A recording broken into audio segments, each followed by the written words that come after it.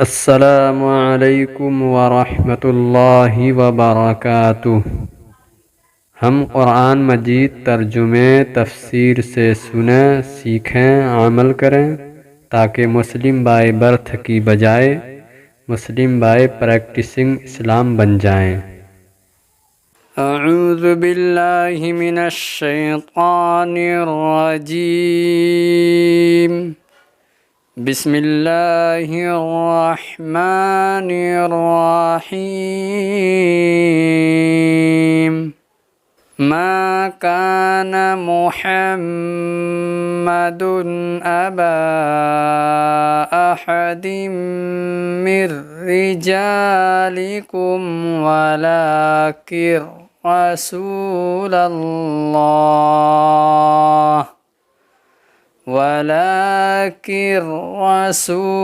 الله وخاتم النبيين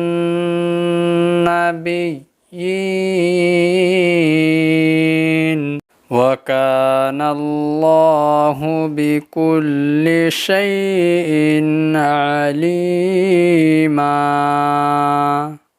يا أيها الذين آمنوا اذكروا الله ذكرا كثيرا وسبحوه بكرة وأصيلا۔ هو الذي يصلي عليكم وملائكته ليخرجكم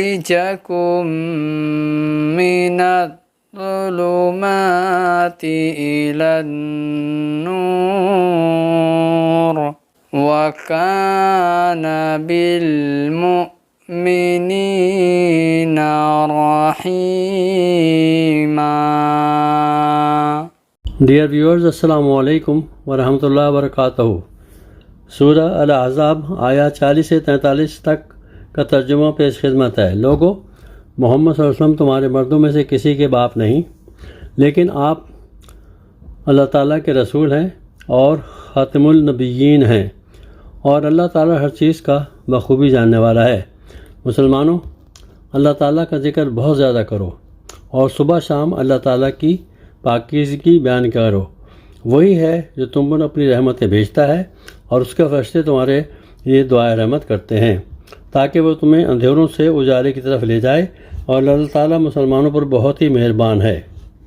اللہ تعالیٰ ہمیں قرآن و سنت پر عمل کرنے والی اطیع اللہ اطیع الرسول والی امت بن جانے کی توفیق دے، آمین ثم آمین۔ ما کان محمد ابا احد من رجالکم، دیکھو محمد تم میں سے کسی مرد کے باپ نہیں ہے۔ حضور کو اللہ تعالیٰ نے اولاد نرینہ نہیں دی، جو دی تھی بچپن ہی میں اسے اٹھا لیا۔ آخری عمر میں بھی یہ سمجھیے کہ حضرت ماریہ قبطیہ، ان کے بطن سے حضرت ابراہیم کی ولادت ہوئی ہے، اور یہ ایک عجیب مسئلہ ہے کہ حضرت ابراہیم کے عقد میں یا آپ کے نکاح میں آئیں ہاجرہ، وہ بھی مصر کی تھی، جن سے اسماعیل کی ولادت ہوئی۔ اسماعیل کی نسل میں حضور ہے صلی اللہ علیہ وسلم۔ پھر مصر ہی سے ایک ماریہ قبطیہ آ رہی ہے، اور ان کے بطن سے جو بیٹا ہوا اس کا نام حضور نے ابراہیم رکھا، اور حضور کو بہت محبوب بھی تھا، لیکن وہ بہت ہی چھوٹا ہستا تھا، بچپن میں ہی فوت ہو گیا ہے، اور حضور کو اس کا افسوس بھی ہوا۔ یا ابراہیم و انا لفراقک محزونون، یا ابراہیم ہم تمہاری جدائی سے بڑے محزون ہیں، ہمیں رنج ہے۔ بہرحال ما کان محمد ابا احد من رجالکم، تمہارے مردوں میں سے کسی کے باپ نہیں ہے۔ یہ زید ابن حارثہ کے باپ نہیں ہے۔ زید ابن حارثہ منہ بولا بیٹا تھا، اب جب کہ ہم نے حکم نازل کر دیا ہے، اب وہ ساتھ سلسلہ منقطع ہو گیا۔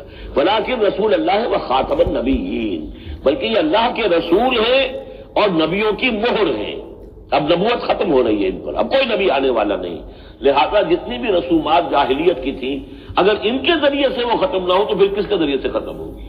یہ ہے اس میں جو دلیل مضمر ہے کہ یہ جو کڑوا گھونٹ ہے محمد صلی اللہ علیہ وسلم بھی تو آپ کو کرنا ہی تھا، اس لیے کہ یہ جاہلانہ رسمیں جو ہے اگر آپ اس کے اندر یہ اقدام نہ کرتے اور آپ نے اپنے منہ بولے بیٹے کی بیوی سے اگر شادی نہ کی ہوتی تو یہ رسم ختم نہیں ہو سکتی تھی، اور یہی بات بتائی جا رہی ہے لوگوں کو، ما کان محمد ابا احد من رجالکم ولکن رسول اللہ و خاتم النبیین، وہ تو اللہ کے رسول ہے اور خاتم النبیین۔ اب اس میں ایک بڑا باریک نقطہ ہے، وہ نوٹ کر لیجئے، رسالت حضور کی دائم و قائم ہے، چل رہی ہے ابھی تک۔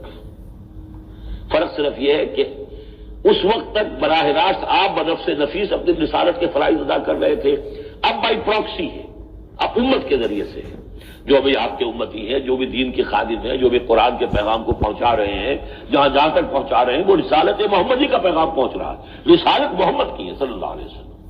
جیسے کہ ہم نے سورہ انعام میں آیت پڑھی تھی، اوحی الی ھذا القرآن لانذرکم بہ ومن بلغ، اے نبی ان سے کہہ دیجئے یہ قرآن مجھ پر وحی کیا گیا ہے تاکہ اس کے ذریعے سے میں تمہیں بھی خبردار کر دوں اور جسے بھی یہ قرآن پہنچ جائے۔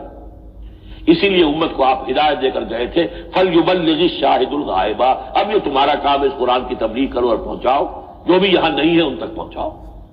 تو گویا کہ رسالت محمدی ختم نہیں ہوئی ہے، رسالت محمدی تو چل رہی ہے، لہذا ختم کا لفظ جو آیا ہے وہ رسالت کے ساتھ نہیں آیا، نبوت کے ساتھ آیا۔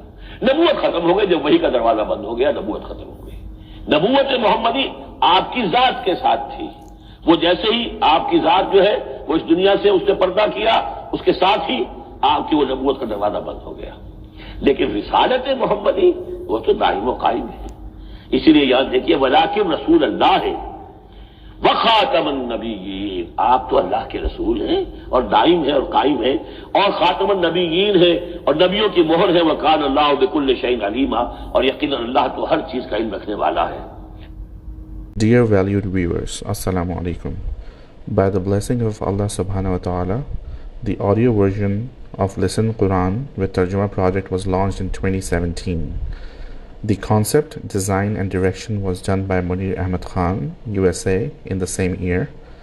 This project is sponsored by Shoaib Munir, who is based in Canada, and Hasib Munir based in the USA. Tilawat-e-Quran Pak is by Qari Khalid Amin, Pakistan. Tarjuma or translation in Urdu is done by Arshad Mahmood, Pakistan. The website for audio link is designed by Taqi Yasin, Pakistan. Now in 2023, we are launching the video version of YouTube that is jointly produced by Munir Ahmed Khan and Hafiz Jamshed Alam, India. Kindly subscribe and hit the like button to our YouTube channel and share as much as possible for Sawab-e-Jariyah, inshallah.